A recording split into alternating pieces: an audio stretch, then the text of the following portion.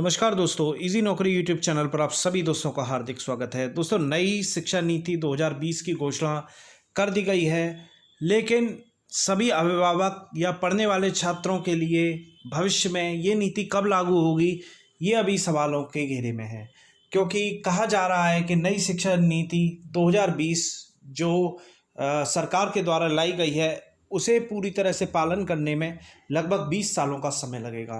यानी कि अब हम कह सकते हैं कि 2040 तक ये नीति आने वाले बच्चों के लिए या आने वाले भविष्य के लिए लागू होगी।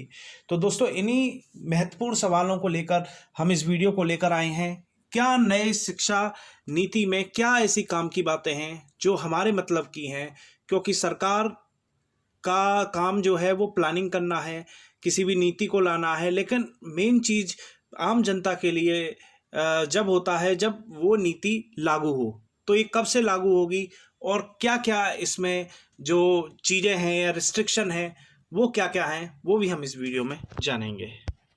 तो सबसे पहले दोस्तों सवाल है कि नई शिक्षा नीति में जो बदलाव हैं वो सुधार या बदलाव किस तरह से लागू होंगे। तो दोस्तों, एनईपी में अभी शिक्षा सुधारों को मंजूरी मिली है, कैबिनेट की मंजूरी मिली है, केंद्र सरकार की मंजूरी मिली है, लेकिन इनका क्रियान्वयन होना बाकी है। और जैसे कि आप सभी को मालूम है, शिक्षा जो है वो एक समवर्ती सूची का विषय है, जिस पर राज्य भी कानून बना सकता है, केंद्र भी कानून बना सकता है। अब केंद्र सरकार ने कानून बना दिया है, अब राज्यों में केंद्र जो है वो इन कानूनों को भेजेगा या इस नीति को भेजेगा। अब राज्य के ऊपर है कि वो किस तरह से इस पर कानून बनाती है या राज्य क्या सुझाव भेजते हैं केंद्र को इसमें संशोधन के लिए।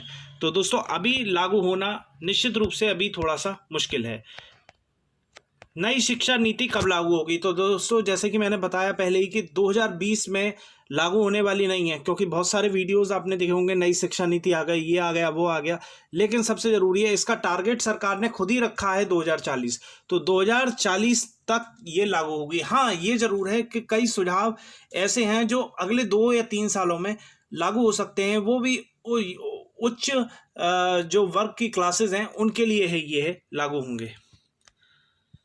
इसके अलावा नई शिक्षा नीति में जो फंड का अभाव की वजह से, जैसे कि अब इस समय जो 1986 की जो शिक्षा नीति है उसमें जो केवल 3% जीडीपी का खर्च होता है, लेकिन अब 6% होगा। तो 6% को कैसे सरकार गुणवत्तापूर्ण शिक्षा के लिए किस तरह से नई शिक्षा नीति के तहत अपने को खर्च करेगी इस शिक्षा नीति में, जिससे कि छात्रों का भविष्य पूरा हो, इस पर भी अभी काफ़ी सवाल हैं।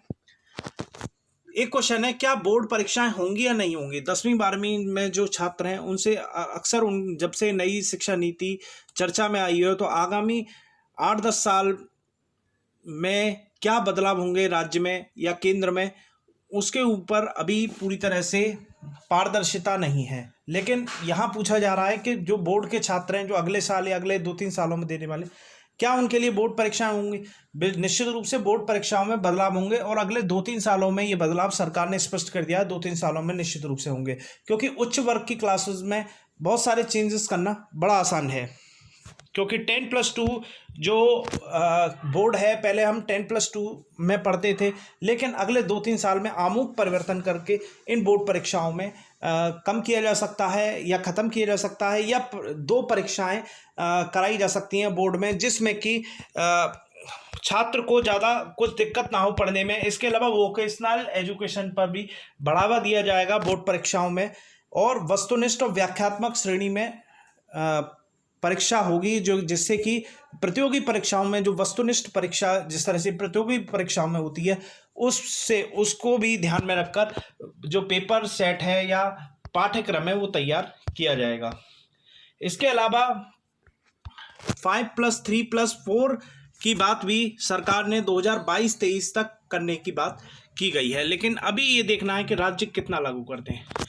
एक सवाल आता है, जो बच्चे नर्सरी में हैं उनका क्या होगा? तो दोस्तों, 5+3+4 का जो फॉर्मूला है, कल भी मैंने एक वीडियो बनाया था जिसमें मैंने इस वीडियो को समझाया था कि 5+3 का जो फॉर्मूला है, पहली दूसरी क्लास 5 का अर्थ, इसके बाद 3 का अर्थ है तीसरी चौथी और 5वीं क्लास, बाद में 3 का अर्थ है 6th class 7th class 8th class, और लास्ट का 4 का अर्थ है 8 से 12वीं तक की सभी क्लासेस। तो इस तरह से क्रियान्वयन होगा, जो पहले 10+2 के दौरान होता था।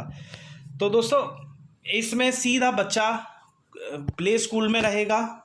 जैसे पहले 3 साल का बच्चा आजकल प्ले स्कूल में जाता है, वहाँ यूकेजी एलकेजी इस तरह की, लेकिन 6 साल का होने पर वह पहली क्लास में स्वतः ही आ जाएगा। तो नई शिक्षा नीति में कहा गया कि 6 साल का बच्चा पहली क्लास में दाखिल होगा, लेकिन उसके जो 3 साल के पूर्व के जो शिक्षा है प्ले स्कूल वाली, वो भी फॉर्मल शिक्षा के रूप में मानी जाएगी।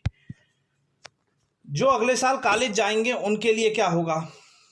अभी बहुत सारे लोग सवाल उनके मन में है कि 2021 में क्या परिवर्तन होगा, क्योंकि इस साल जो चल रहा है वो चल रहा है। दोस्तों जो पुराने हिसाब से स्नातकोत्तर जो कार्यक्रम है वो तो उसी तरह से चलेंगे, लेकिन सरकार अपने हिसाब से ग्रेजुएशन में क्या परिवर्तन करती है, क्या 4 साल के कोर्स करती है, ये आगामी समय वालों के लिए होगा। क्योंकि जब आगामी 2021 में परिवर्तन नहीं होगा, हाँ उसे 4-5 साल में ये इम्प्लीमेंट होने का पूरा अंदेशा है, क्योंकि इसके लिए जैसे यूजीसी या एआईसीटी है, ऐसी संस्थाओं को भी खत्म करने का प्रावधान है। तो ऐसी संस्थाओं के अंतर्गत जो कोर्स चल रहे हैं पहले उनका समापन होना जरूरी है।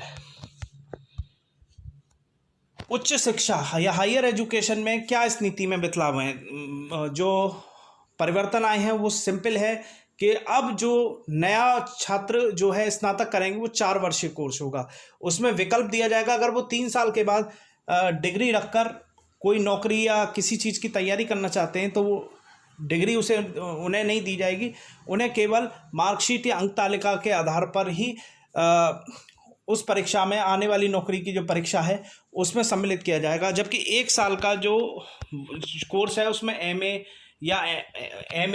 या फिर एमएससी इस तरह के कोर्सेज को रखा गया है, जिससे कि वो 1 वर्ष की जो 2 साल की एमए या पोस्ट ग्रेजुएशन प्रोग्राम था वो भी इसमें शामिल हो जाए और संयुक्त रूप से उन्हें डिग्री दे दी जाएगी 4 साल होने के बाद। इसी तरह से 5 साल में कोई बच्चा अगर किसी कारण से तीसरे साल में कोई कोर्स छोड़ देता है तो उन्हें आगामी समय में भी वो उस कोर्स को पूरा कर डिग्री मिल सकता है, लेकिन उनको जो 3 साल का जो उन्होंने कोर्स किया है वहाँ पर उन्हें सर्टिफिकेट दे दिया जाएगा, जिससे ये प्रमाणित होगा कि ये व्यक्ति ने ये सर्टिफिकेट किया है, और अगर वो कहीं आगे नहीं पढ़ पा रहा तो उस सर्टिफिकेट पर उन्हें वोकेशनल एजुकेशन के तहत उसे रोजगार मुहैया भी कराया जाएगा।